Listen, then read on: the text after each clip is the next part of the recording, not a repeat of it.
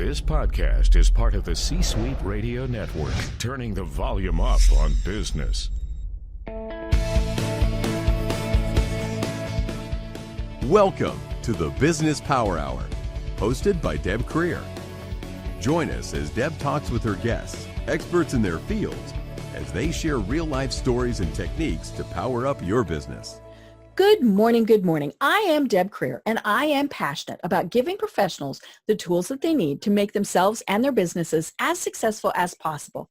And today we're going to go a little bit different on what we're talking about, but it'll all tie in, and it's okay, because we're going to be talking about a personal journey that my guest has made and that she has chosen to become an entrepreneur because of it and become an author. And it's going to be so much fun talking about this because we're actually not talking about a business book or any of those things, which I normally talk about, and those are great, but we're going to be talking about, as I said, a personal journey. So please join me in welcoming Tess Kossow to our program today. Welcome, Tess. Good morning. Welcome. Thank you. Well, now that I've really piqued people's interest, let me tell people a little bit more about you.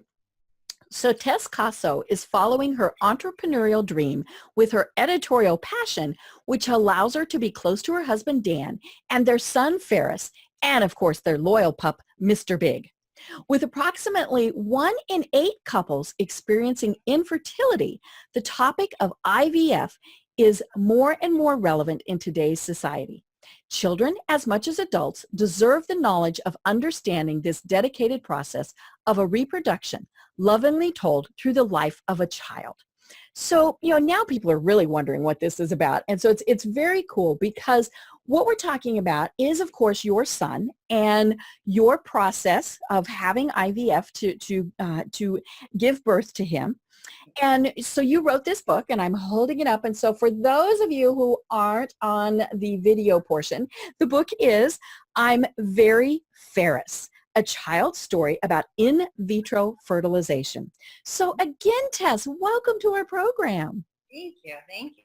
I'm very excited to be here. Well, and it's interesting because when you first contacted me and said you wanted to be on the program, I thought, I'm not sure how this ties in, but it is, you've left corporate America to become an author and to tell your story. And I love that it is this very personal story, and it's cute. This book is, let's see, it's a very short little book. It's about 20 pages long, and and it's obviously written for children. So it took me maybe 5 minutes to read, but it's a very important story that isn't really told, especially from the perspective of talking to children about it. So take us back and tell us why this is something that you decided really was going to be your passion, aside from the extremely cute Ferris. Oh my gosh, when I was looking at his pictures on the website, he's got a little bow tie. He's just as cute as can be. But why did you decide that this really is going to be your passion, is to tell his story? Sure. So I, again, have experienced infertility with my husband, and we were candidates for in vitro fertilization. And for me, once the doctor said that you're a candidate for this would increase your chances from, we had a 1% chance to have a child, the way if we used medical assistance, we'd have between 63 and 73% chance. So when I went online and I was looking, okay, what is IVF? Because we came from families that this was nothing they knew about IVF. So it's not exactly something you're taught in school. I was looking at a lot of things for adults, but I did not see anything for children. Right. And as our process with in vitro was going forward with, and it became successful, and we were able to have our child, Ferris, once I was planning his nursery, I wanted to give him something that a book would help him understand how he came to be, because he has a special story. Right. He not someone, when they ask, how did you come to be? I wanted something to help explain it to him. Right. And there was nothing on the market that was a children's picture book talking about IVF. I saw things about adoption. I saw things about siblings and cousins, but I didn't see anything about IVF for a child's perspective. And I'm a person that I don't just talk, I do. So there was an opportunity for me. It was basically a now or never moment where I looked at my career. I looked at the timing of life, and I said, I am going to change that. This is the time for me to tap into my entrepreneurial spirit, for me to take my editorial background and jump in and create this series for children and adults, because there are adults that need this to be simplified for them to understand what is IVF. And this series does that. And so I am so, so proud of it. Everything from the illustrations, title that you can see, I'm Very Ferris, the first letter of each of those words is IVF. That's why I asked you if his name really was Ferris. Miss Ferris, and no, I did not plan this coordination. It just, again, one of those things where it all kind of actually works out the way I wanted to title this book. But again, it's a series that I wanted to get out into the world, and I'm seeing now the response being so positive, because 1 in 8 couples go through infertility. Right. There now is something to help explain to their child or children why mom is going to get shots, why dad has to go have surgery, why there's a lot of blood, why we have to step away so much to try to bring in somebody into our family.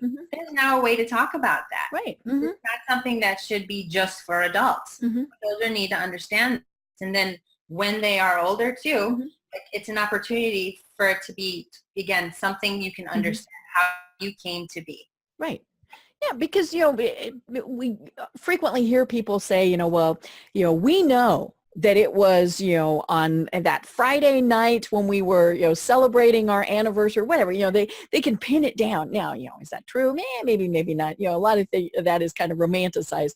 But, and so going through IVF is something that in many cases takes years to do, and it's a painful process. There's injections, there's hormones for the female, tests for the men, all these various things, and it really does take years and years, and obviously it's also an expensive process, and so I think for people to understand kind of how and why, and for some people they're going to go, no, you know what, that's not the route we're going to take. That's great.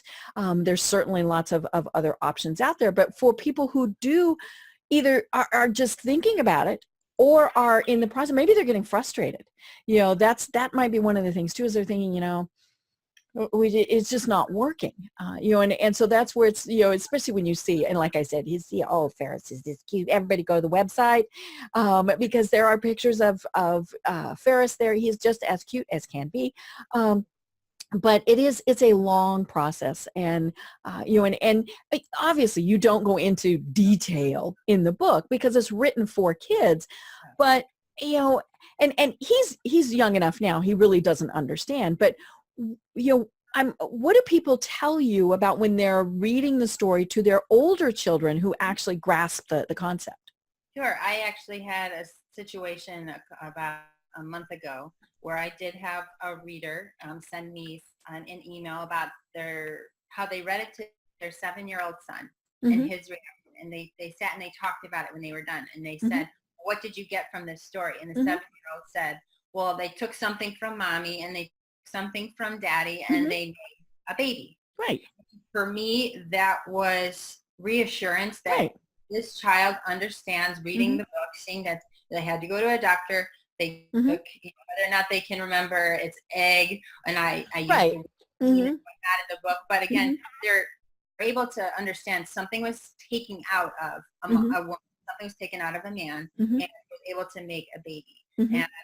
And again, people, that kind of response to me, that's where mission accomplished.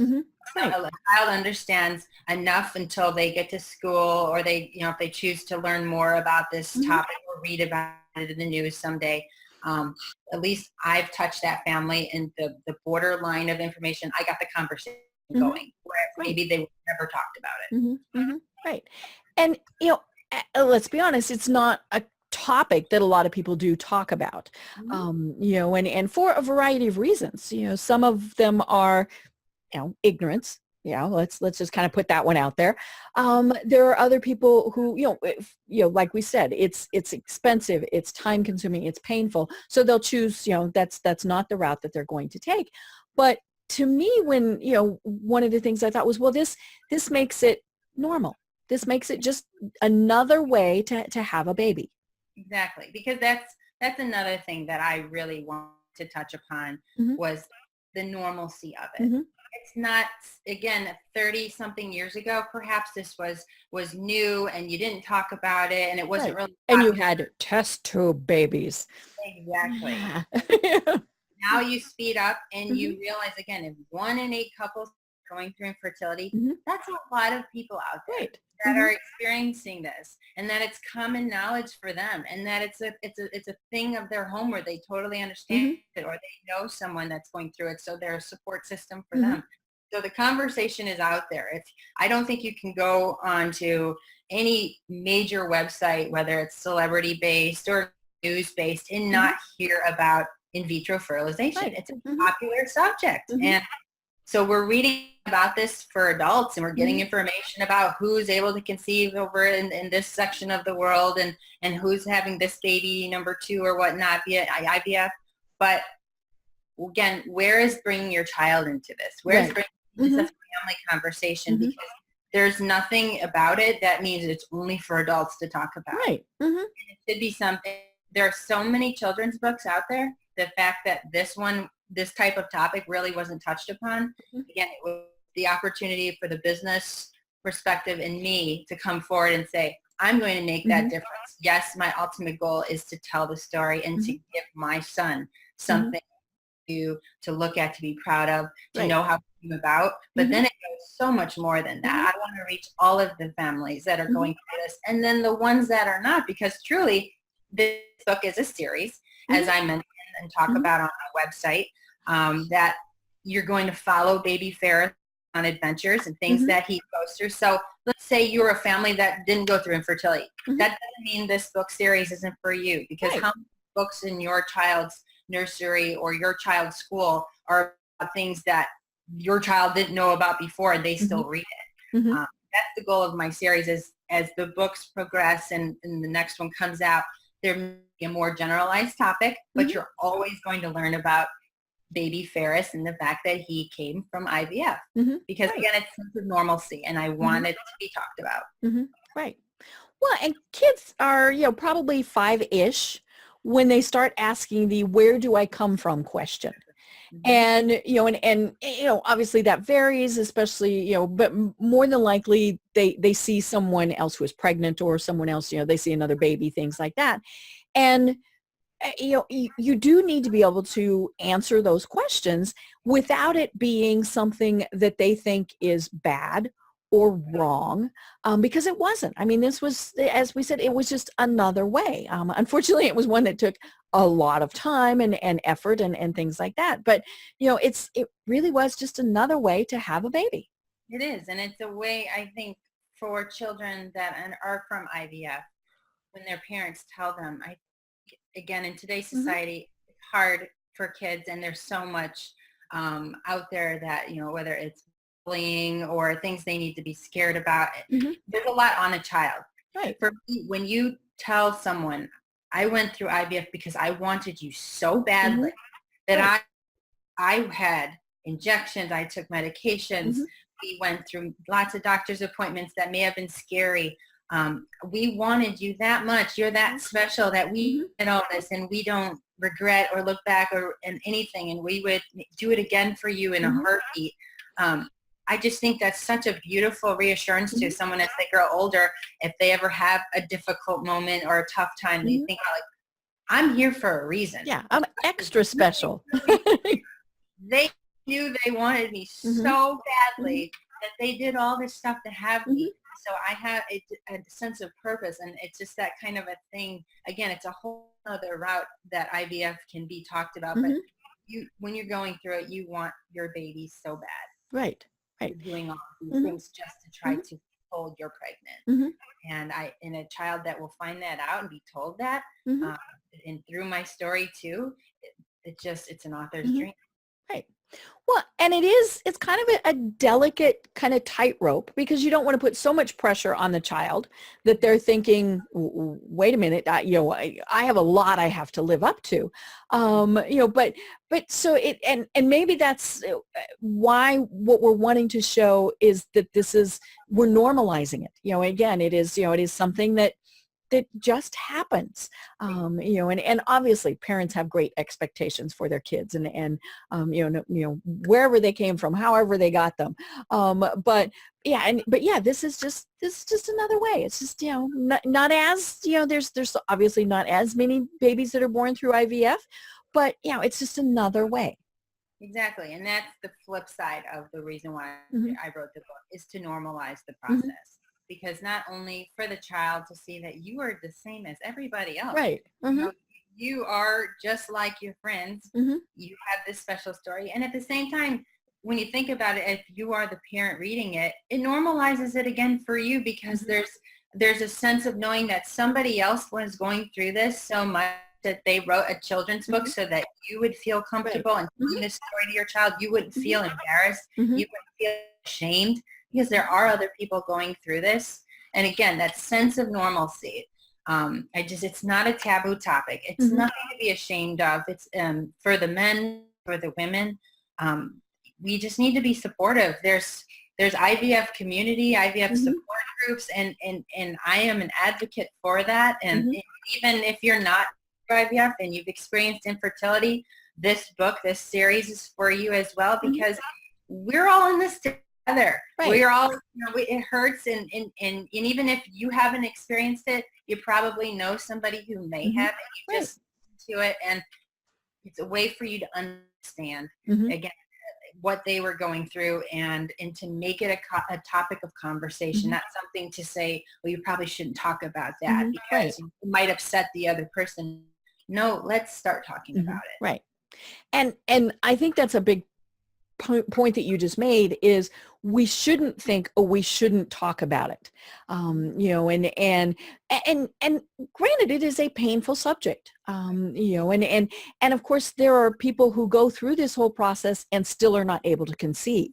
And then do have to choose a different route. And then, there are those people, we were talking about it before the program, that just seem to get pregnant when they drink water. I mean, and you're like, really? Seriously? Exactly. No, and that's the thing, is in IVF, there's no guarantee. Mm-hmm. And I get that. I understand mm-hmm. that completely. Mm-hmm. And then there are those, like you said, that say, well, maybe you just need to try a little bit longer, mm-hmm. or got to eat this food, or right. Did you do it this way? Did you stand on your head afterwards? And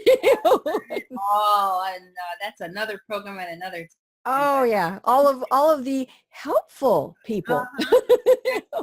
But it all adds to, again, that journey and that process of what I'm here to do mm-hmm. with this children's book, and what makes it all the more passionate for mm-hmm. me, and why I'm so proud of it, because I think it does target any type of family as a subject that they should know more about. Mm-hmm. Right. Specifically infertility. Mm-hmm. But like I said, I have families that have not experienced infertility. They love the character. Mm-hmm. He's just so cute. Yes. I was going to pick up mine. Yes. He's just as cute as can be. Did you do the illustrations? So I do have an illustrator. Okay. Do those, but these are my illustrations. I own the rights to them, mm-hmm. and I can tell you, as an entrepreneur that has a children's book, every detail, every kind of point on the book, every mm-hmm. way that the characters looked, and nothing went unturned. Mm-hmm. I'm so passionate about this, and the opportunity to step into what I feel I was born to do mm-hmm. with my company, with my book. Mm-hmm. I couldn't be prouder of it. I love the way that the little baby Ferris looks. I wanted him to be someone that was gender friendly, that this attracts all babies, all mm-hmm. children. I don't want you to think it's a book for boys or a book mm-hmm. for girls. It's a book for everybody. Mm-hmm. I have adults that don't have children that have purchased the book. Mm-hmm. And that's a cherry on the ice. I mean, it's just mm-hmm. wonderful. Right. So I love it. I'm so proud of it. So now you mentioned that there's more, and I want to take a step back just for a second, and we want to point out, you actually noticed this when we were chatting before the program, that this is airing the day after Mother's Day. And we didn't do that on purpose. It was just kind of one of those things, as let's see, what the painter Bob Ross is a happy accident. And so, but it really is, isn't that just, it's very appropriate that this is airing right after Mother's Day. But you don't have, you're not resting on your laurels. You're not writing just this one book. So tell us about, other things that you have planned for Ferris and his adventures. Sure. So as an entrepreneur, I was not going to do one and done book. This is a series for me. And again, the editorial, I've been thinking about manuscripts and where I want you to be following baby Ferris on adventures. So the next book in the series that I will have out by the end of 2019 is going to be I'm Very Ferris Takes a Bubble Bath.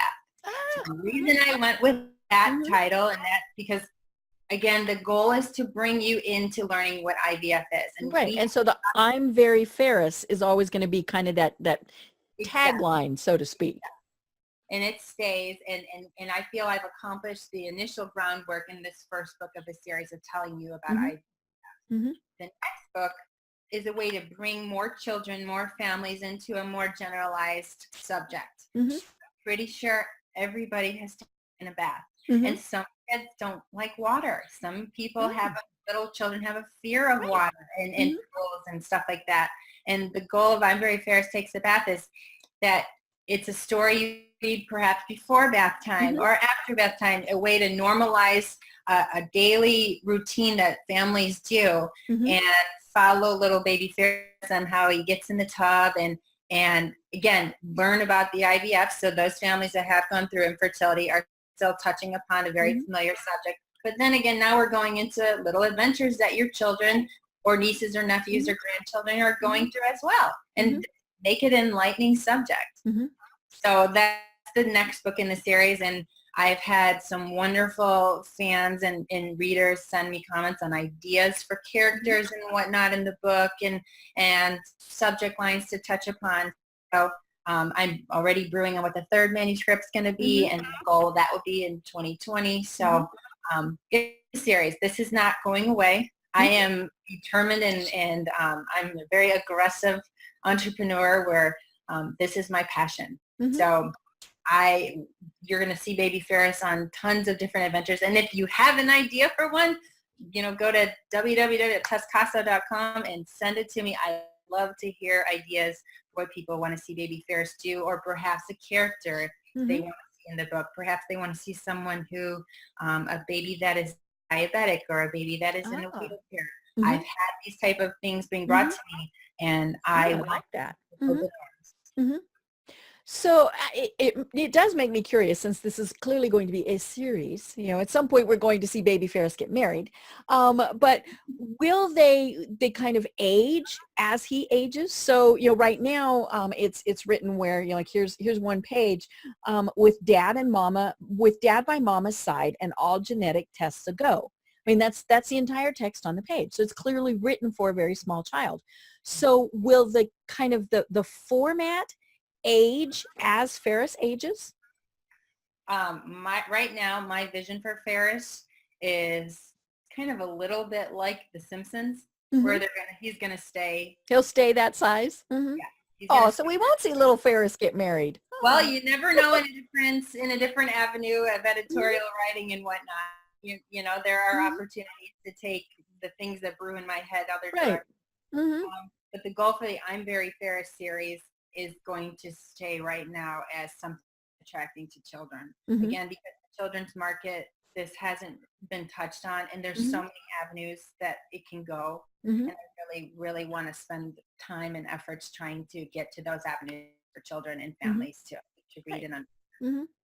Well, and I really like the concept of adding different characters who have different situations, and that, because that is a way to be explaining things to small children, to show, this is, little Ferris's friend, like you said, is diabetic, or, has something, and it's just a very simple way. And I think now, I don't have kids, but I think parents a lot of times struggle with how to explain things to small children that are kind of those sensitive subjects, that this child, is they're not different, they're not weird, they're not, it's just, again, it's another way that people just are. And so, I like the concept that maybe, it is that, this is Ferris's friend, and Ferris's friend is epileptic, and and again, it normalizes it.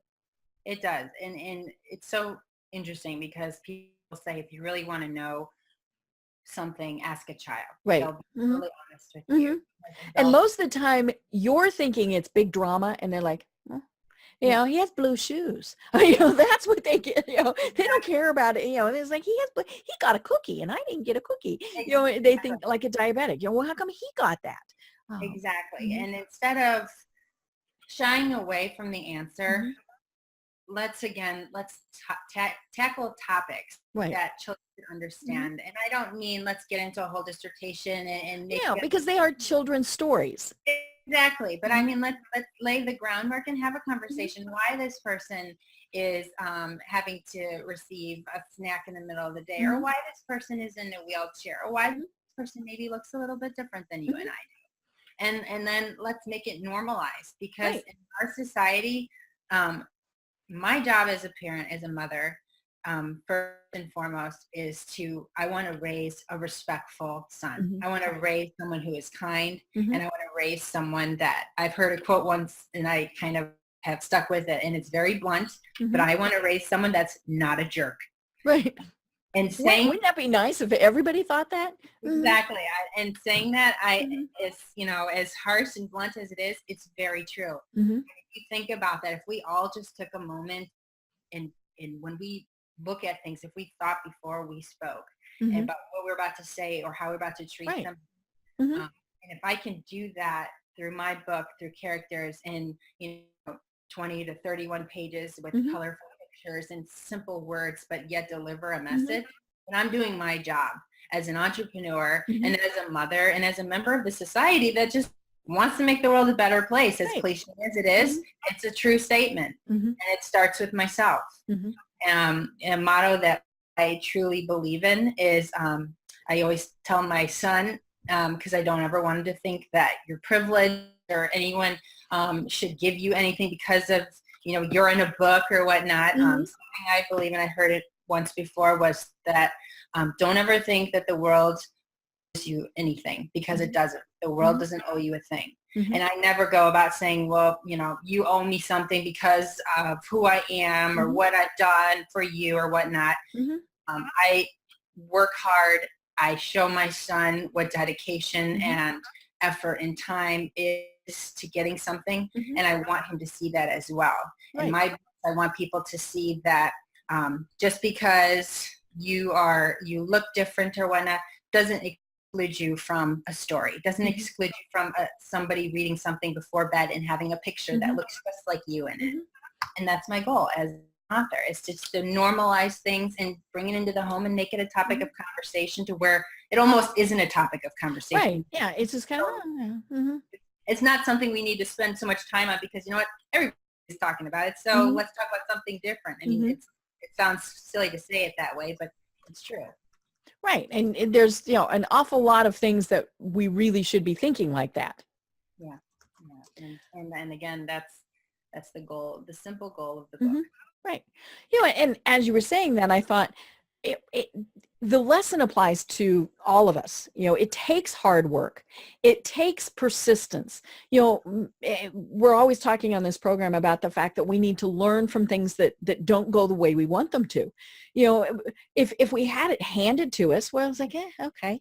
And so, whether it's that, in having a baby or having a business or, all these various things, it really is hard work. And being a parent obviously is one of the hardest jobs in the world, but it takes time, it takes persistence. And there are definitely times where you think, you know what, we're just going to give up, on whatever, and I think that was what I liked about, Ferris is you were persistent. You had this goal, and many people would say that it was a BHAG, a big, hairy, audacious goal. But you kept at it. And, and that's like I said, that's a lesson for all of us.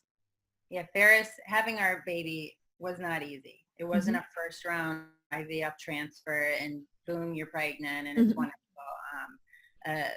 Our story was very long and difficult. Again, we had less than 1% chance we didn't go through with this. So the idea, should we dive into something we're not even really aware of? And then when we did, and we decided to go with genetic testing, and so there's extra time and weight and needles involved and blood work with that. We went from 7 embryos that were healthy and fertilized down to 3. We ended up losing one of them due to too many or too little chromosomes. We had 2 embryos left. Again, we went through genetic testing. So the one embryo was a positive, ready to transfer, and there was one embryo that had no results. So they asked us, well, would you like to get that one retested? It's, up to you. And we said, sure, why not? So we went ahead and got that one embryo that was positive transfer, and we ended up having a miscarriage. We lost that baby. Oh, dear. And the embryo that had no result we retested turned out to be a positive. Baby Ferris. And so the roller coaster of emotions with that. And then again, just to have that moment where some people are home and get to, have something in front of them that says, 1 line, 2 lines, pregnant. For us, that was just getting to that point. And there's all the things that you have to go through after that to ensure that you can carry this baby and proceed to becoming a normal pregnancy.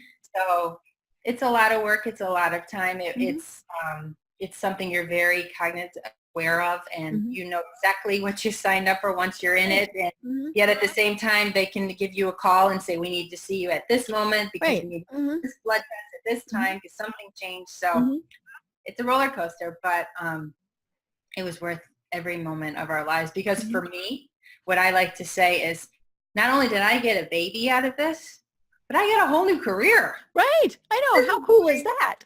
I went and took it a step beyond and I made the decision, this is my new career. This is what I'm going to apply my background, my passion, my business perspective as someone who's always wanted to be an entrepreneur. I'm going to jump in and kind of ripple the waters and change things up. And I like to be that person. I'm never one that has kind of followed the beaten path.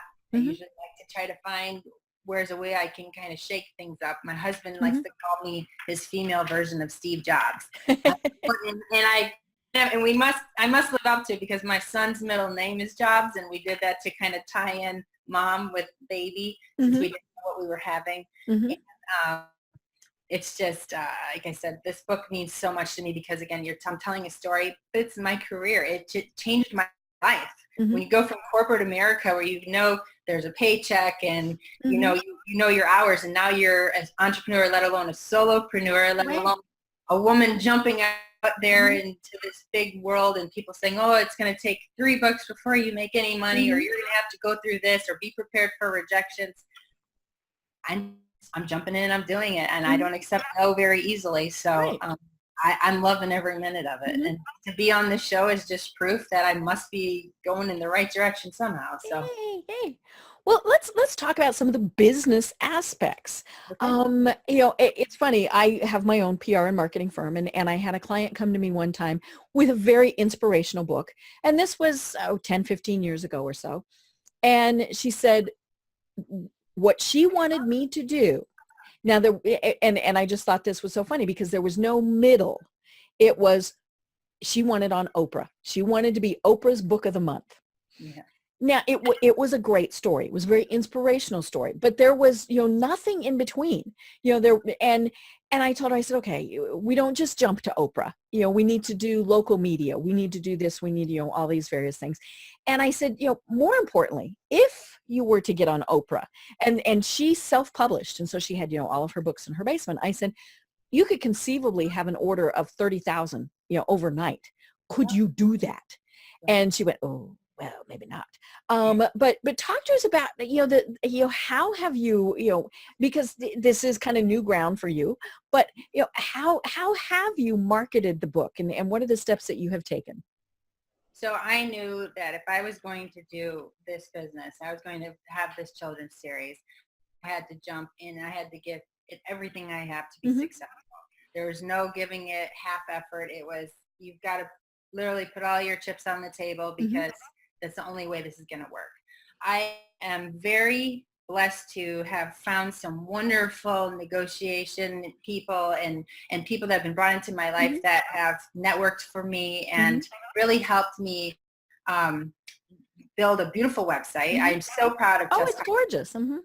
I have found people that in schools that believe in the product and have now put my book into their school, independent bookstores that heard the story and they want to support local Chicago land area authors. And then it's literally, I think it's the media background in me from my previous life that I just know how to kind of get out there and present myself. And I have gotten in front of some celebrities and agents of celebrities and yes, some bigger talk shows and whatnot. And people ask me, well, how did you get this person's attention? And it's literally, I just went out there and I asked. I went because here's the thing. They get up and do the same things we do.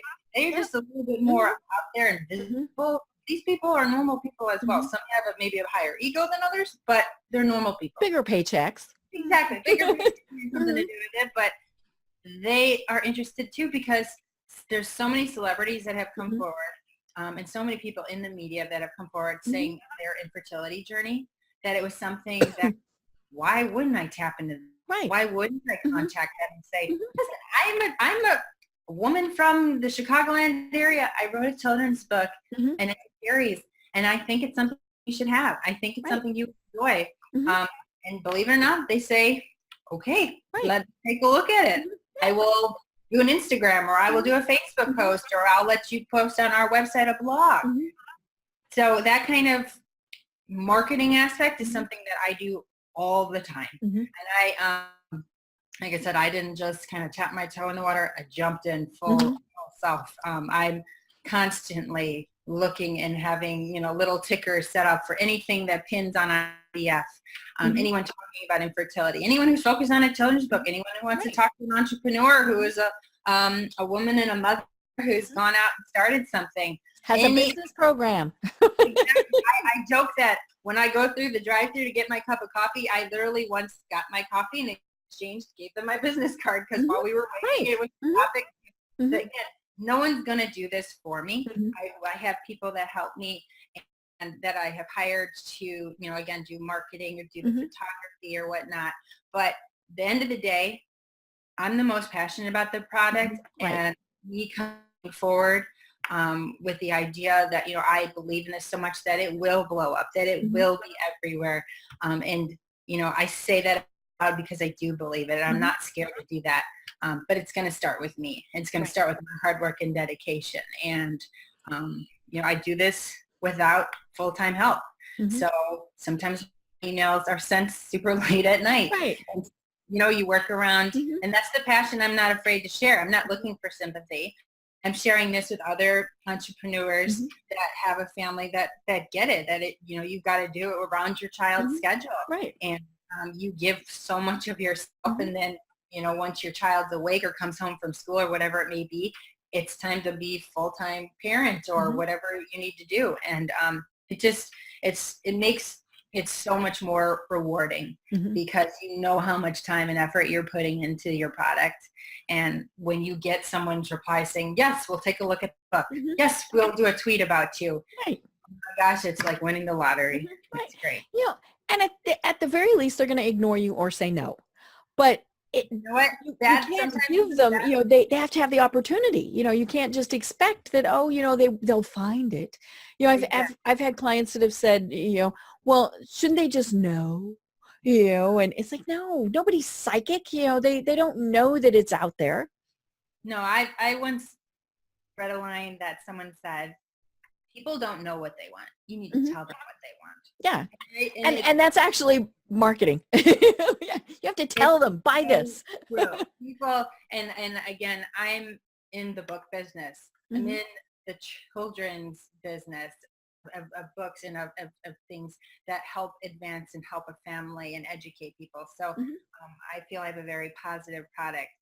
But not everybody may agree with that at the beginning, or want to talk about it, or kind of snub their nose because of ignorance. So it's my job, again, as an entrepreneur and as someone who is doing the marketing, who's doing the accounting, who is doing the sales, to get out there and say, no, you do need this book. And it is a premium product. It is not, a book that you will find at every bookstore. There are specific locations. I have my book at tesskossow.com. I have my book on Amazon. I have my book on Barnes & Noble. I have my book with Outskirts Press, who is the self-publishing I went through. But it's my job to get out there and tell you, you do need to read this book. And it's not just for kids. If you're an adult and you're saying, okay, so I've heard her story about IVF, but still, who cares? Doesn't apply to me. It might be something you might want to read about, because it might apply to someone you know. And not somebody they work with, someone they go to church with, their own family, all those various things. The worst thing when people tell you something is to say, oh, I know. Oh, of course, I know about that. Or no. The thing is, no, you don't know someone's situation. But to say you understand what you're listening, or, that means so much to somebody. And my book, I believe, gives you that opportunity to understand a little bit more about this topic that is becoming so much more prevalent in today's society. And let's be honest, there are some people who will just say, no, you shouldn't have done that. You should have done X, Y, Z, all these various things. And you know what? That's their view. And more than likely, you're not going to change that view. So you don't even try. I mean, that's the, and in many cases, a lot of them probably mean well, you and I were talking before the program, many people, well, why didn't you adopt, and that certainly is an option, but it was just not an option that you chose. There's no right or wrong. And I think that is the thing, it's a personal choice. For some people, their only choice is to adopt for whatever reason. They might be able to actually have children, but they choose to adopt. For other people, no, they want to have their own children. And, and then of course you have the people who have both. I mean, those are, or people like me. I mean, I don't have any kids. I have my dogs, I have my cats, and I have lots of nieces and nephews, and I tell people I borrow kids when I want a kid. But that's the thing. And I put that as the top first line on the back cover of my book. Families are made every day in many ways. Plain and simple. Take that treatment any way you want, because it's so true. Families are made, like you said, whether my family is my godchild, or my niece and nephew, or my family is my husband and our fish, whatever it can be, or my family is my babies, my parents. There's no one way to start a family. And for me, just my own personal experience, being brought up and going to school, and you have your health class and whatnot, it kind of only taught, well, this is the one way you have a family. Yes. The truth is, it's not. And shame on the fact that I never got to really see and understand more about it, because IVF may have been so intimidating to me a few years ago when it became an option to me. I may have been a little bit more prepared, but you can't go backwards, you go forward. So how are you going to make that easier for the next couple that gets told there's other ways for you to have a family? That's my job with this book, because they'll go back and talk, but how are you going to explain this to your nieces and nephews, to your children, to your child when they get older? Because again, it's a difficult topic. It's hard to understand. There's a lot of pieces in it and a lot of what ifs. And it's just, this is a way to simplify it, to make it something that you'll just feel a little bit more comfortable talking about. And people will get, it'll become the normal. It'll be like, oh, you know, again, someone's going to get her blood work. Good luck today. Instead of being so worried, so scared, like, oh, we wish you the best and everything. This works out. No, I'm a big person. I know I'm probably one of the few out there that is not a fan of the word hope, but I was once told a long time ago in my former life that hope is not a strategy. And I use that in the term of how it motivates me. If you want something, you can't just hope for it. You've got to do it. You've got to apply. You've got to find ways to make it happen. And in vitro fertilization is a way to say to someone, again, if infertility is something that you're told, IVF is a way that you can make that change. You can make it happen. And my book, again, is for children to get that. Well, and again, it's a simple way to start having that conversation. You know, as you were talking about this, I thought, you know, what better than to have something like this in an OBGYN's office, you know, and so somebody picks it up, they read through it, and then, you know, when they're told, you know what, you're going to have to consider something else, it's not quite so scary, you know, and so, yeah, rather than reading, you know, the Current People magazine, maybe they picked this up and they read it and they thought, oh, you know, there are other options. And again, it's normal options. Exactly. Because for me, I don't think are many people on the planet more scared of needles than me. And you had big, nasty needles. This is going to be a full 1 inch long, or we're going to do this one so many times that where I look down and my elbow is turning green because I've had so many pricks. And again, it was a way to kind of take those fears and put them aside and just start embracing, why am I doing this? What is the outcome? This isn't something I'm just torturing myself or having to get up and do every day, or get to the doctor's office by 6 a.m. because I have to have this done by 6:05. You start to have an appreciation. I'm trying to build a life. I'm trying to have a family. I want to be like everyone else in society and have my idea of what family means to me. I'm just being told I have to go through a different route to do it. And if you ask me, you know, you've been married this long, or you guys are you trying to have a baby, or why is it taking so long? Well, we're just a little bit different. Our bodies are going to react to differently. We've chosen to go this route, and it's completely normal. And the book, again, is for kids to understand this is completely normal. It is different, but so are a lot of things out there. You know, and it's also for the parents to know there's nothing wrong with them. Because, you know, I've talked with, you know, parents who have both been successful and not successful with in vitro. And they said, of course, one of the first things they thought was, what's wrong with me? You know, why can't I do this? Whether it was, you know, from a variety of perspectives, you know, and they really did, you know, it was, and it's not that there's something wrong. It's just that it's not going to happen that way. So something needs to happen this way. You know, and so that is kind of that stigma that we need to get rid of also, is there's nothing wrong with somebody who has to go this way. No, when I was told originally some medical diagnosis about myself, and my husband was also told some things about him. We looked at each other and we never once did the blame game. We never once said, this is your fault that we have to do this. This is your fault. We have to spend all this money, all this time just to have a baby when other people get to go have a great night or something like that. Like we said, they drink water and they get pregnant. There was never, ever that conversation. If anything, there was perhaps this happened to us because we can handle it. To be the ones that can help others understand and reassure and let them know that we're going to be okay. We're just fine.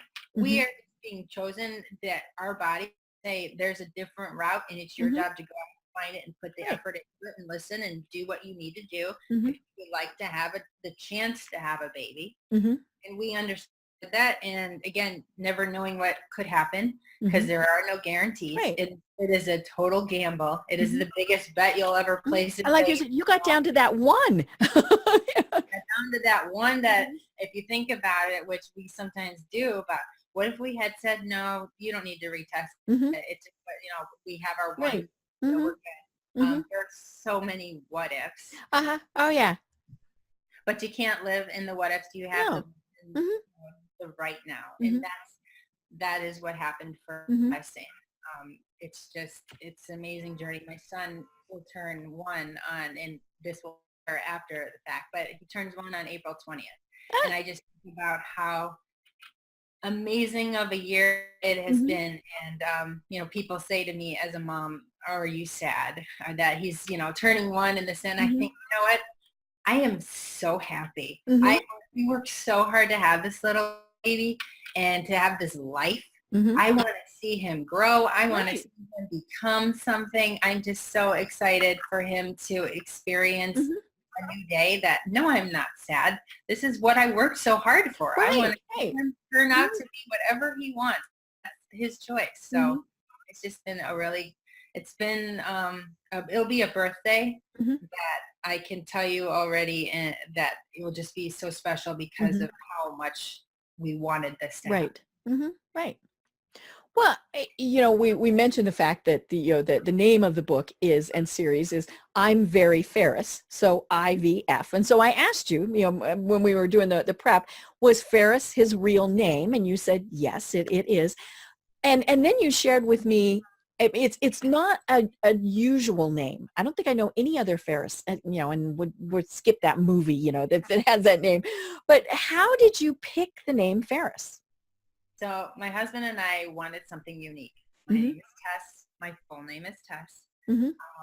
And we wanted something for our baby, again, boy or girl, Mm-hmm. that would be unique and different. And we're big into meanings, and we wanted a name for our child. We didn't want to shorten it. Whatever we were giving our child is the name that they will be called. Mm-hmm. And we did our research, and are from Chicago. So of course, yes, the famous movie we knew about and whatnot, but we dug a little bit deeper, and there's the 2 main points, because there are many things that we just really loved about Ferris, but there's 2 meanings behind it that really, really stuck for us. And we're so proud to say, Ferris means rock, and Ferris Jobs Kossow is the rock of my life and my husband's life. And we just felt that's a very strong name. Mm-hmm. It would be very fitting for this baby, boy or girl. Ferris also means best choice. And now that I've shared my story about the little embryo that could, Yes. Ferris was the best choice embryo we had. Mm-hmm. He's the last embryo that we had. He is the best embryo we had. He is the 1 out of 7 that made it all the way, that had that journey of ups and downs throughout the pregnancy and throughout the testing and everything, that just never quit. He made it. He found a way. I say he's the strongest person I never knew I know. Because when I was carrying him and when I would see, pictures about this embryo was implanted, I thought how strong, how amazing faith, love, and science can really be. And now seeing him, he just fulfills that name. He absolutely lives up to it. Mm-hmm. Well, and like I said, I love looking on your website at the pictures, because he's just, as my mother would say, or, it's I'm in the South now, he's just cute as a bug, and he really is. He's dressing him up in his little man outfits. You can say, oh, he looks like such a little man in his little bow ties. And I absolutely love it. Thank you. Well, we've only got about 5 minutes left. And so what advice would you share for people who are thinking of, taking this big leap to become an entrepreneur, especially if they're going to be talking about something that is so personal? It's one thing to write a marketing book or, all these things, but you really did open up yourself and your family to a lot of scrutiny, and so a lot of people would think, nah, I don't want to do that. So what advice would you give for people? Well, the first thing that you have to have is you have to have the passion. And that's one thing people say to me that I have. I have the passion and I have the drive when I do something. When I knew I was going to take this entrepreneurial step, and I knew that it wasn't going to be easy. It's going to be a topic that people might not want to talk about, that they don't believe in, they don't pay for. There's going to be ups and downs of being an entrepreneur, being a mom, being a female, writing another her book, Passion in the Product. I believe that if you get up in the morning and you are excited for what you are about to do, you're in the right thing. And I now know that this is the right thing for me. I have a very good support group. I will give all the credit to my husband. He supports me and he believes in what I do. And he always says, if there's anyone that's going to make this a success, it's you. So to have that when there are so many negatives out there, and there can be family or friends, people that just say, are you sure you want to do this? Are you sure you want to, give? Are you sure you want to tell everybody you did this? Exactly. Is this something you really want to talk about? To have to continue to have that belief in yourself that, yes, I do want to charge forward and I do want to talk about this. And then having my husband standing right beside me, not trying to. Well, and it's his story too, and so he had to be a full part of it. Exactly. That means so much to me, and I don't take that for granted. And I would tell everybody just knowing the dedication and the time and the effort to make something that is taboo topic, that is different, that some people might say, well, you didn't go the route that you should have. You're going to be carrying books in the back of your car and you're going to have to go around camping out trying to find people to buy it versus you'd gone a different route or whatnot, or wrote a different subject line. It's those that are quote unquote the crazy ones and make a change and get out there and disrupt things that people remember and that people look at and say, you didn't take the path that everyone else did. You made your own. I think that's what makes an entrepreneur special is you don't give up. You know it's going to be hard. You didn't take the easy route. And you find that you believe in your product so much and you treat everyone as if they were your last customer because they just might be. And my job is, again, to get this book into the hands of anybody that's looking for a book that is a really great read. It would be great for families. It would be great for people going through infertility. It's a great shower gift. It's a great wedding gift. It's just a book to have. It's fun. And what I tell people too, this is the book of a woman that is, quite frankly, a nobody that has a dream that wanted to make a change, and she did. And I have no guarantees on what the future holds, but I can promise everyone listening on this that you bet my darndest that I am standing behind this and I will give everything I've got to make it a success because I believe in it that much. Right. I love it. Well, would you ever branch out and do other things? Since you are an entrepreneur, many people end up doing multiple things. Or, now, we know your focus is on the real Ferris and raising Ferris and being, a wonderful mom and wife. But, have you thought about, and it's not that it's not enough. And you only do have a certain number of hours per day, but have you thought about, would you do something else? Have thought about the aspect of doing some more public speaking and getting out there and raising this topic of awareness and being on this show today talking about being a female entrepreneur, also talking about infertility, making this an open topic of conversation. I have given that thought and have kind of a little bit dabbled into that as well. And again, an editorial minded, a writer, your brain's always going with the editorial, right? So there are different avenues that might be tapped into someday because I don't think that you literally should pin yourself down to one thing to do your whole life. The world is full of so many opportunities. I really want to get my hands on as much as I can. And at some point, Ferris might say, Mom, enough. No, I don't want you writing any more books about me. They happen. And you know what? We will have to have another conversation about another time. Then I'll take that risk. Yeah, because it might be, that big vacation you wanted to take, Ferris. This is what pays for it. That's true. Every book helps. So great. I'm so blessed and happy. Thank you. Well, how do people find you and connect with you online? So the best way to find me is at my website. And if you type in Tess Kossow, it's lots of S's, Tess as it is, Kossow, KOSSOW.com. You will find my website. You can type in I'm Very Ferris as well, and you will see my website. I'm on Instagram. I'm on Facebook. I have an author page as well as business page for I'm Very Ferris. I've got LinkedIn.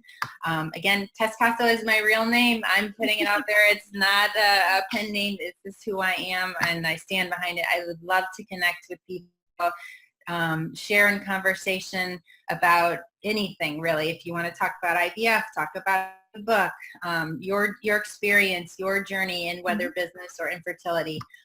That's what I'm out there to do. So you can see the book on Amazon.com and Barnes & Noble, and you follow me because there's a lot to come, and it would be wonderful if you joined in on this journey with me and this experience. Great. Well, and I can't wait to have you on again. So we'll talk about the bubble bath book. So that will be fun. But do you have any last words you want to leave everyone with? I've referenced a lot of things I've heard because I believe that you're always learning, and I'm not the smartest person in the room. So I take when people give me advice or say something to heart. And one thing I've heard that I'll end with is that no matter how big you get or how you've started out and where you become, you are never too good to say thank you. So I would like to say thank you. Oh, well, thank you. Everybody, because even if there is one person or there are 100 people saying thank you for your time, for believing in who I am, in my book, and if this is not for you, perhaps give it a little bit more thought. Maybe it's for somebody that you know. Right. I appreciate the support as someone jumping out into the unknown. This type of support in conversation is what drives me to get up and do what I do. Right. Well, and thank you for writing about a subject that is a difficult subject, and doing it in a way that is fun. And so I do encourage people to go to your website to look at the book. And like I said, there's pictures of the real Ferris there, so you just have to go look at him. So it's great. It's very inspirational. And, as we said, lots of just lessons for anybody in the stories. So that's what's so great about them. Thank you so much. Yes, I appreciate your time and everyone else's today. It means the world to me. Perfect. Well, I love it. And I am Deb Creer. I've been having an absolutely delightful time talking with Tess Kossow. And until next time, everyone have a great day. Thank you. Thanks for listening to the Business Power Hour, hosted by Deb Creer. Join us next time for more real-life stories and techniques to power up your business. You've been listening to C-Suite Radio. For more top business podcasts, visit c-suiteradio.com.